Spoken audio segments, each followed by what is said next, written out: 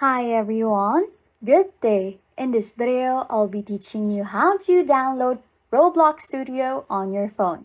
Okay, first things first, let's download Roblox Studio. Open up your preferred web browser and search for Roblox Studio. The first link that appears is the official Roblox Studio website. Click on it to proceed. Now, you are on the official Roblox Studio website. To make this website function like an app on your phone, follow these steps.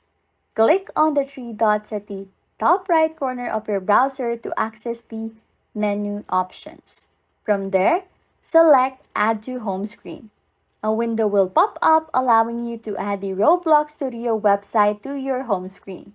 Click Add and then Add to Home Screen again. Once you have done this, if you minimize your browser and swipe right on your home screen, you'll find the Roblox Studio icon that you are looking for. Tapping on this icon will instantly open Roblox Studio on your phone, giving you a seamless app-like experience. Anyways, if you like content like this, don't forget to subscribe to this channel or comment down below any tutorials you want us to make, so we can help you. And that's it.